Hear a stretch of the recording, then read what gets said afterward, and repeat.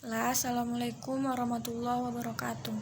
Saya Febilian Roza dari Prodi Hukum Tata Negara, kelas 5 ASSY, jurusan Ekonomi dan Siasah Syariah. Saya akan membacakan materi saya, yaitu yang berjudul Teori Bernegara Republik Indonesia. Teori sifat hakikat Indonesia dapat memberikan pemahaman mengenai suatu negara. Apa sebenarnya suatu negara? Jika dilihat dari sisi sosiologis, maka negara dapat dipahami sebagai anggota masyarakat atau zoom politikon.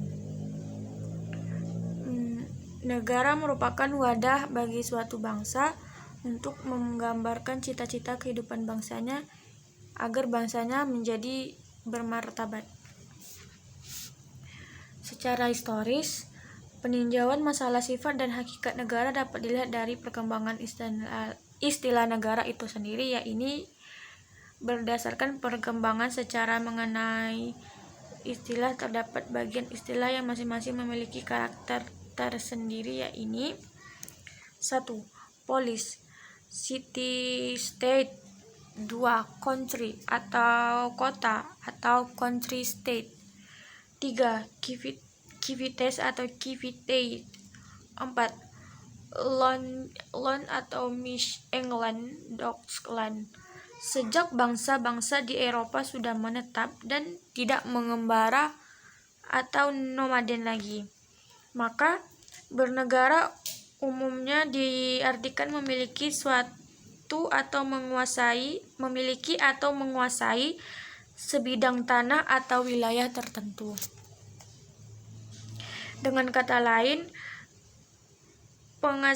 pengesahan atau pengelolaan atas tanah menumbuhkan kewenangan kenegaraan atau teori patimoral, di mana struktur sosial yang dihasilkan disebut feodalisme atau landkoralisme. Negara dalam keadaan demikian tersebut disebut sebagai tanah atau land. Reich 6. La satu stat, yaitu keadaan yang berakhir dengan tumbuhnya paham liberalisme. 7. Kerajaan atau monarki atau monarchi. 8. Negara. 9. Desya atau desa. Negara dalam bahasa Indonesia berasal dari bahasa Sanskerta Jawa kuno, yaitu yang artinya negara. Saya akan melanjutkan, yaitu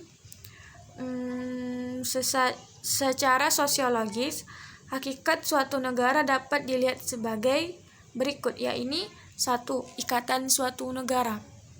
Maksudnya adalah suatu komunitas sosiologis yang hidup bersama dalam suatu wilayah, senasib dan sepenanggungan bersama atau hidup bersama. 2. Organisasi kewibawaan.